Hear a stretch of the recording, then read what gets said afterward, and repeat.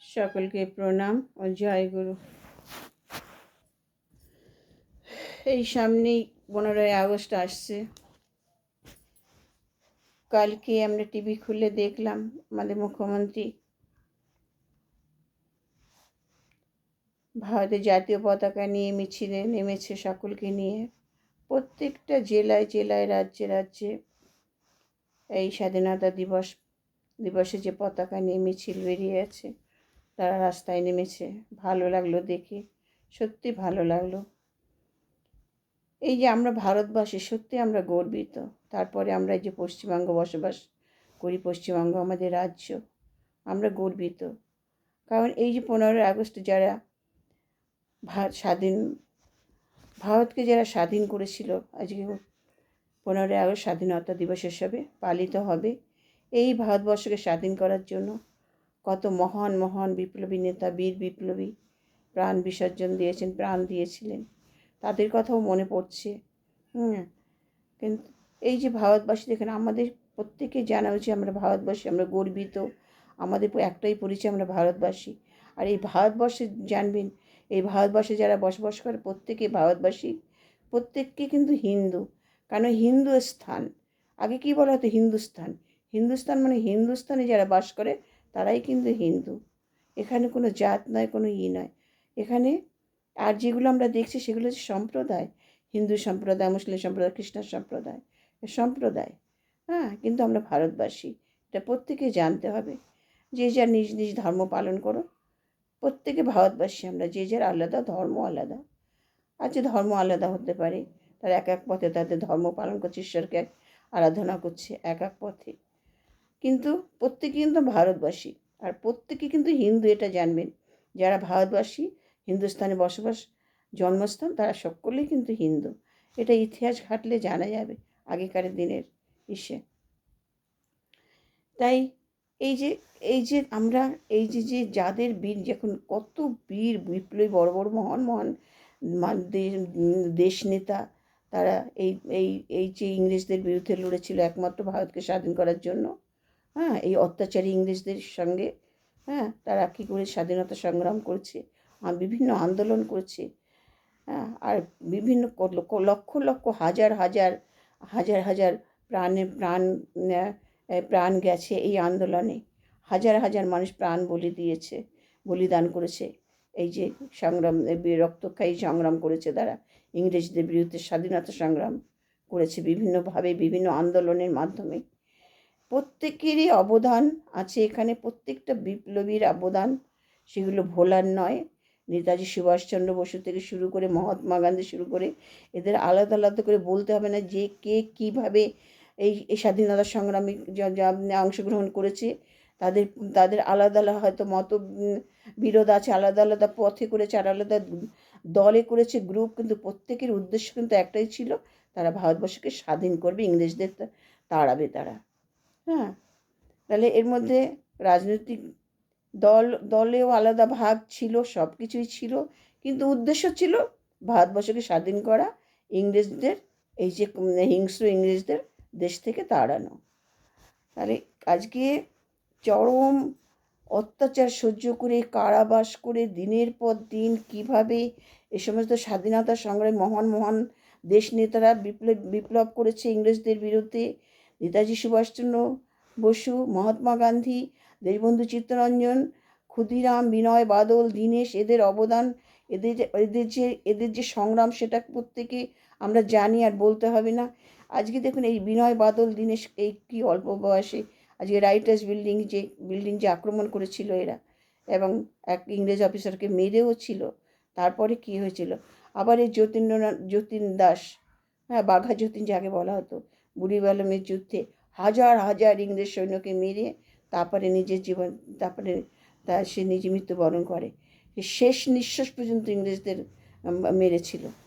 এইরকম এদের ইসের কথা, সংগ্রামের কথা বলে বোঝানো যাবে না। ভগৎ সিং থেকে শুরু করে প্রত্যেকে মাস্টারদা, সূর্য সেন, ক্ষুদিরাম বসু, এই অল্প বয়সে। তাই আমি বলবো এখনকার যে যুব সমাজ, এদেরকে শিক্ষা নেওয়া উচিত যে তখনকার, আজ থেকে কত বছর আগে, তখনকার সেই যে যুব সমাজের কতটা তাদের মানে তেজ, শরীরে কতটা ছিল, উদ্যম ছিল, কতটা ইংরেজদের প্রতি ঘৃণা বিদ্বেষ ছিল, যে তারা কিভাবে লড়েছে, এই বয়সে কিভাবে সংগ্রাম করেছে তারা। হ্যাঁ, তারপরে তারা বিভিন্ন পথে তারা ইংরেজদের বিরুদ্ধে সংগ্রাম করেছে। ক্ষুদিরাম বসুর ফাঁসি হয়েছে।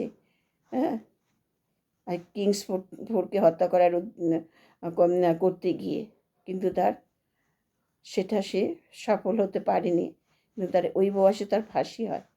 তারপরে বিনয় বাদল দীনেশ, তারা আইটাস বিল্ডিংয়ে তারা নিজে লাশ কী করেছিল, তারা ইংরেজদের হাতে তার মৃত্যুবরণ করবে না বলে আত্মঘাতী হয়েছিল।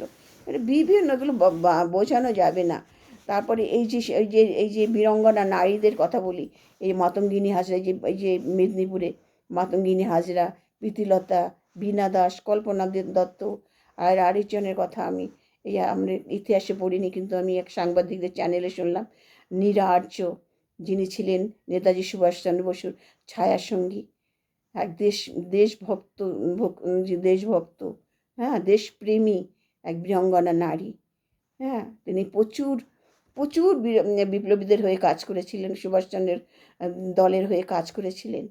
হ্যাঁ, তারপরে সুভাষচন্দ্রকে মারা ষড়যন্ত্র হয়েছিল, আর সেই ভার পড়েছিল নীরা আর্যের স্বামীর উপরে, হাজবেন্ডের উপরে।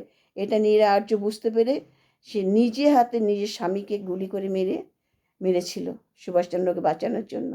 সারা জীবন তিনি সেলুলার জেলে বন্দী ছিলেন, আর যে ইংরেজদের চরম অত্যাচার, পুলিশের চরম অত্যাচার সহ্য করে তিনি সারা জীবনটা কাটিয়েছিলেন বাংলায়, এই আন্দামানের সেলুলার জেলে। দেশ স্বাধীন হয়, তারপরে তার মুক্তি হয়েছিল। সেই সেই মানে মিশের কথা, নির্যাতনের কথা, মানে মুখে বলা যাবে না, চোখ দিয়ে জল আসবে। তার উপর যে নির্যাতন হয়েছিল প্রত্যেকটা বিপ্লবীদের, এগুলো মানে এদের কথা শুনলে তখন মনে হয় যে আজ যারা দেশ শাসন করছে, আজ যারা রাজনৈতিক দল যারা, তারা কি করছে দেশের মধ্যে, আর তারা বা কী করে গেছে, এতে আকাশ পাতাল তফাৎ, আকাশ পাতাল। আর এখন এই দেশের বা রাজ্যে কি শুনছি, কি দেখছি আমরা, কি টিভি খুললে কি দেখছি, এরা বা কী করছে দেশবাসীর জন্য। এরা বা তারা দেশকে ভালোবাসে, দেশবাসীকে ভালোবেসে, ভারতবর্ষকে ভালোবেসে তাদের এই মূল্যবান জীবনগুলো দান করে গেছে। হ্যাঁ, এদের তো প্রত্যেকের শিক্ষা নেওয়া উচিত, বিবেক দংশন হওয়া উচিত। আর এখন কি চলছে, হিংসা বিদ্বেষ, আক্রোশ, দলে দলে লড়াই, যুদ্ধ নিয়ে এইগুলো চলছে। মানুষ মানে করছে, খুন করছে, দ্বিধা নেই, কোনো নেই, লুটপাট দুর্নীতি ভরে গেছে সারা ভারতবর্ষ, সারা ওয়েস্ট বেঙ্গল। এই সেই নেতাজির দেশ, এই সেই রবীন্দ্রনাথের দেশ, এই কি সেই মহাত্মা গান্ধীর দেশ এটা? তারপরে এই স্বাধীনতা সংগ্রামে এই যে বিভিন্ন কবিরা, এই রবীন্দ্রনাথ ঠাকুর বিভিন্ন গানের মাধ্যমে বিপ্লবীদের কিভাবে উদ্দীপিত করেছে, তাদেরকে উদ্দীপিত করেছে। এই কাজী নজরুল ইসলাম, হ্যাঁ, তারপরে এই রবীন্দ্রনাথ তারপরে সম্রাট বঙ্কিমচন্দ্র চট্টোপাধ্যায়, বন্দে মাতরম। প্রত্যেকটা বিপ্লবীদের প্রতিটা আন্দোলন চলাকালে তাদের মুখে একই স্লোগান ছিল, একই স্তোত্র পাঠ ছিল, বন্দে মাতরম। তারা যখন ফাঁসিতে মাথা দিচ্ছে, তখনও তাদেরকে বন্দে মাতরম স্লোগান ছিল তাদের, বঙ্কিমচন্দ্রের লেখা বন্দে মাতরম। হ্যাঁ, রবীন্দ্রনাথের লেখা জাতীয় সঙ্গীত আমাদের। তো দুটোরই খুব মূল্য আছে। রবীন্দ্রনাথের লেখা জাতীয় সঙ্গীত এত সুন্দর সুরে গাওয়া হয়, বিদেশিরা পর্যন্ত এই জাতীয় সঙ্গীত করে। খেলার সময় তো শুনেছি আমি, বিদেশিরা পর্যন্ত জাতীয় সঙ্গীত দাঁড়িয়ে করে। আবার এদিকে বন্দে মাতরম গানটি বিভিন্ন সুন্দর সুরে গান করা হয়, এটা শোনার মতন। দুটোতেই মানে গুরুত্ব আছে। রবীন্দ্রনাথ ঠাকুরের জাতীয় সঙ্গীত, আর হচ্ছে আমাদের বঙ্কিমচন্দ্র চট্টোপাধ্যায় বন্দে মাতরম। আবার কবি দ্বিজেন্দ্রলাল রায়ের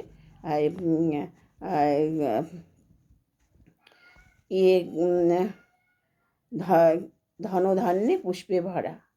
হ্যাঁ, ধনধান্যে পুষ্পে ভরা আমাদের এই বসুন্ধরা, তাহার মাঝে আছে দেশে সকল দেশের সেরা। হ্যাঁ, এত সুন্দর গান। প্রত্যেকটা গানের মধ্যেই একটা মানে লুকিয়ে আছে, দেশাত্মবোধ লুকিয়ে আছে। বলো বলো বলো সবে শত বীণা বেনু রবে। হ্যাঁ, আবার তখনকার বিপ্লবীদের মুখে ছিল মায়ের দেওয়া মোটা কাপড় মাথায় তুলে নেড়ে ভাই, দিন দক্ষিণী মাঝে তোদের তার বেশি আর সাধ্য নাই। মাকে, ভারত মায়ের কথা এখানে বলেছে। হ্যাঁ, আজকে রবীন্দ্রনাথ ঠাকুর ওই সময় হিন্দু মুসলিমকে এক করার জন্য, এক হয়ে ইংরেজদের বিরুদ্ধে লড়াই করার জন্য তিনি রাখি উৎসব পালন করেছিলেন। প্রত্যেকের হাতে রাখি বেঁধে দিয়েছিলেন, যাতে হিন্দু মুসলিমের মধ্যে কোনো বিদ্বেষ সৃষ্টি না হয়। ইংরেজরা যেটা চেষ্টা করেছিল হিন্দু মুসলিমদের মধ্যে ভাগ করে দেওয়ার, বিদ্বেষ সৃষ্টি করার, তার মাঝখানে পড়ে রবীন্দ্রনাথ কী করেছিল? রাখি বন্ধন উৎসব পালন করেছিল। প্রত্যেকের অবদান আছে এই ভারতের স্বাধীনতা সংগ্রামে, প্রত্যেকের অবদান আছে। আর এই পশ্চিমবঙ্গে আমাদের এই মহান মহান মানুষের বসবাস। আজ ডক্টর বিধানচন্দ্র রায়, রবীন্দ্রনাথ ঠাকুর, সম্রাট বঙ্কিমচন্দ্র চট্টোপাধ্যায়, হ্যাঁ, কবিগুরু রবীন্দ্রনাথ, তারপরে দেশ নায়ক নেতাজি সুভাষচন্দ্র বসু, হ্যাঁ, শ্যামাপ্রসাদ মুখোপাধ্যায়, হ্যাঁ, তিনিও দেশের জন্য কম করেননি, তিনিও দেশের জন্য অনেক করেছেন। হ্যাঁ, তার জীবনী পড়লে জানে একটা প্রত্যেকটা এই যে এখনকার, আমি সব থেকে বলবো যে এখনকার এই যে যুব সমাজকে এগুলো তুলে ধরা উচিত, দেখানো উচিত। এদের জীবনীগুলো প্রত্যেকটা পাঠ্যপুস্তকে এদের দেওয়া উচিত। কারণ এরা যেভাবে বর্তমান যুব সমাজ যেভাবে উচ্ছৃঙ্খল, ঐথত্য, এদের যে মানে এদের নাই কোনো সংস্কার নেই, এদের না বড়দের সম্মান করতে জানে, না করতে পারে। এদের যে ঐথত্য, এদের যে বেপরোয়া আচরণ, হ্যাঁ, এগুলোকে দেখাতে হয়, এগুলোকে তুলে ধরতে হয়। এগুলো প্রত্যেকটা সরকারি স্কুলে পাঠ্যপুস্তকে প্রত্যেকের জীবনী, ইতিহাসে এদের প্রত্যেকের জীবনী তুলে দিতে হয়। তাহলে এদের হয়তো বিবেক জাগ্রত হবে, এদের জ্ঞান হবে, অনেক জ্ঞান হবে। হ্যাঁ, কারণ এরা যেমন মানুষের প্ররোচনায়, রাজনৈতিক দলের প্ররোচনায় দেশের ক্ষতি করছে, দেশের দাঙ্গা করছে, কাউকে সম্মান করতে যায় না, বড়দের মন্ত্রীদের, বড় প্রধানমন্ত্রী মুখ্যমন্ত্রীকে এই পর্যন্ত তারা সম্মান করতে শিখছে না, জানছে না। আজকে অবদান এদের যে জায়গা, সেটাকে বুঝিয়ে নেতাজি সুভাষচন্দ্র বসু, রবীন্দ্রনাথ ঠাকুর, হ্যাঁ, এদের ইটাকে বুঝিয়ে দেওয়া উচিত, বোঝানো উচিত এদেরকে। দেশের প্রতি এদের যে কৃতিত্ব, দেশের প্রতি এদের যে অবদান, তাই আর প্রত্যেকের উচিত 15 আগস্টে আমাদের সমস্ত জায়গায় এই কালকের মতন প্রত্যেকে এই পতাকা নিয়ে, ভারতবর্ষে পতাকা নিয়ে রাস্তায় বেরোনো উচিত। কারণ আমরা প্রত্যেকে ভারতবর্ষের সন্তান, ভারতবর্ষ আমার দেশ, এটাই একমাত্র প্রত্যেকের পরিচয় হওয়া উচিত। হিংসা বিদ্বেষ ভুলে এই সুজলা সুফলা শস্য শ্যামল আমাদের এই ভারতবর্ষ। হ্যাঁ, আমরা এটাকে পাই না বলতে যে বলো বলো বলো সবে শত বীণা বেনু রবে, ভারত আবার জগৎ সবার শ্রেষ্ঠ আসন লবে। এটা সকলে মিলে বলা যায় না, সকলে মিলে। আবার এই যে ধনধান্যে পুষ্পে ভরা আমাদের এই বসুন্ধরা, তাহার মাঝে আছে দেশ এক, সকল দেশের সেরা, সেটা কে? আমাদের এই জন্মভূমি, আমাদের এই জন্মভূমি। হ্যাঁ, শস্য শ্যামলা, সুজলা সুফলা। তাই এই 15 আগস্ট আজকে আমাদের এদের প্রত্যেকে আমাদের প্রণম্য, প্রত্যেকে আমাদের সম্মানীয়, আমাদের বরেণ্য। এদের আমার সারা জীবন এদের সম্মান করা উচিত, এদের মাথায় তুলে রাখা উচিত। এটাই প্রত্যেকটা ভারতবাসী, ভারতের নাগরিকের দায়িত্ব, কর্তব্যের মধ্যে পড়ে এগুলোকে। হ্যাঁ, কারণ আজকে আমরা এই যে এখানে দাঁড়িয়ে আছি স্বাধীনভাবে ভারতবর্ষে তারা চলাফেরা করছে, এটা একমাত্র তাদেরই অবদান। এই মহান মহান বিপ্লবীদের প্রাণের বিনিময়ে এই ভারতবর্ষ আজকে ইংরেজদের কবল থেকে ছিনিয়ে এনেছে, তাদের অবদান। এই ভারতবর্ষ স্বাধীনতা পেয়েছে তাদের, হ্যাঁ, অবদানের জন্য। নমস্কার। আমার আলোচনা ভালো লাগলে লাইক, শেয়ার ও কমেন্ট করবে।